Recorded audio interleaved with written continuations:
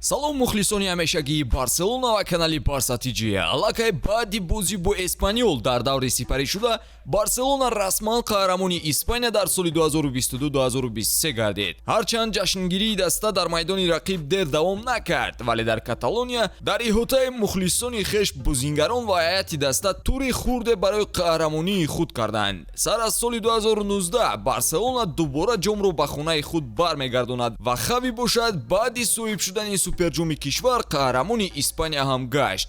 даста бори аввал дар 10 солаи охир бидуни Месси ҳам унвони қаҳрамониро ба даст овард. хулоса ба ҳар яки шумо бори дигар қаҳрамонии дастаи барселонаро табрик мегӯям ва бо лайки обдори шумо ва обуна шудан имрӯз баъзе аз хабарҳои муҳимеро оиди дастаи барселона ба шумо пешкаш хоҳем кард. барояд чинед ва наворо то охир тамошо кунед. дӯстон, ёдовар мешавем ки навори мо бо дастгирии ширкати 1x омода шудааст. ҳама гуна рақобатҳои футболиро маҳз бо хизматрасониҳои ширкати 1x ҷолибу диданӣ гардонед.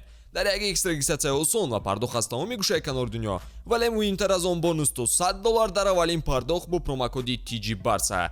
силкаи зарурӣ дар комментария. ба ҳама муваффақият.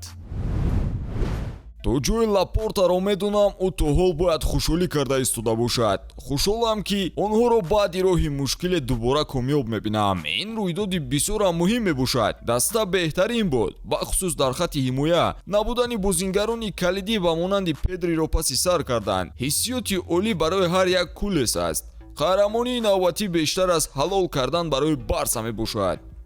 ана бо ҳамин суханон Пеп Гвардиола ба собиқ дастаи худ изҳори хушҳолиашро баён кард. барселона дастае мебошад ки дилхоҳ аъзои он ҳатто баъди тарки бошгоҳ кардан дастгири барселона мемонанд. масалан дар ин рӯйхат Неймарро ҳам шомил кардан саривақтӣ мешавад, зеро Неймар аз дастаи ПСЖ иҷоза гирифта барои ҷашнгирӣ аз қаҳрамонии барселона дар доираи дӯстони худ ба Каталония сафар кард. не дӯстон, ин сафари Неймар ба гузариши ӯ ба барселона ҳеҷ алоқамандие надорад, зеро даста зуру тавоноии харидани ӯро надорад. ин танҳо эҳтиром ба собиқ даста ва дастгирӣ аз ҷониби Неймар гирифтани бозингарон буду халос. дар баробари хабарҳои хуш боз хабаре ҳам то ҷои нофурам барои дастаи барселона аст. баъди аз тарки даста кардани худ эълон кардани директори варзишии даста Матео Алеманӣ ҳамакнун маълум гашт ки Жорди Кройф ҳам мехоҳад ҳамин тобистон ба ҳамкорӣ бо Барса нуқта гузорад.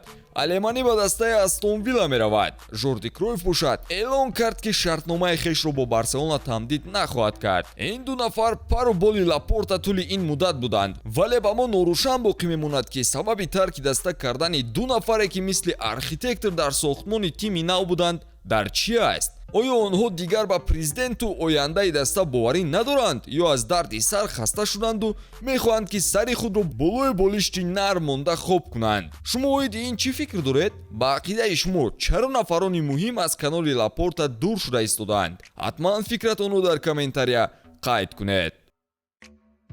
баъди қаҳрамон шудани барселона дар мавсими ҷорӣ, хабари гузариши бозингари навбатӣ ба сафи каталониҳо расман тасдиқ шуд. Иниго Мартинес ки пешакӣ низ аз бозингари Барса шуданаш хабарҳои зиёд ба нашр баромада буд, ҳамакнун расман аз ҷониби инсайдери машҳур Фабритсио Романо тасдиқ гардид ки барселона ҳама ҳуҷҷатҳои лозимаро барои ба таври ройгон ба даст овардани Мартинес дорад ва ҳар ду тараф аллакай аз моҳи март бо ҳам ҷузъиёти гузаришро ҳаллу фасл карда буданд. Мартинес аллакай аз муоинаи тиббӣ гузаштааст ва дар охири мавсим шартномаи хешро расман ба имзо мерасонад. шартнома бо бозингар то июни соли 2025 баста мешавад ва барселона бовар ба он дорад ки Ла Лига ба нақшаи молиявии даста розигӣ хоҳад дод. оиди омадани бозингари нав ки қайд кардем, бояд ҳамин нуқтаро хубтар ишора кунем ки агар Ла Лига ба Барса иҷозаи худро оиди нақшаи молиявӣ диҳад, пас мо боз трансферҳои бузургро дар дастаи бузург хоҳем дид. албатта ки трансфери бузург танҳо бозгашти Месси аст ва гап ҳам сари ӯ меравад.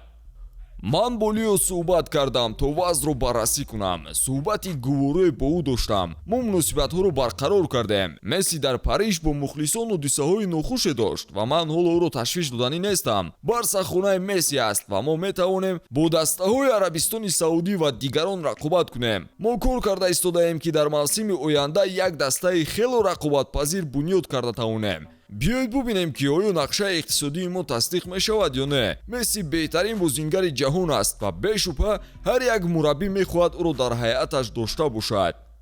мо низ мунтазир мемонем ва мебинем ки чӣ ҷавобе ла лига ба барселона медиҳад. дар сурати тасдиқи нақшаам бояд ба назар гирифта шавад ки якчанд бозингарон ҳайати имрӯзаро тарк мекунанд, зеро маҳз ҳамин нуқтаам дар ҳуҷҷатҳои барселона дард шудаанд. ба ҳамин тамом дӯстон, пайгири мо бимонед ва наворҳои ҷадидро аз Барса TG тамошо кунед.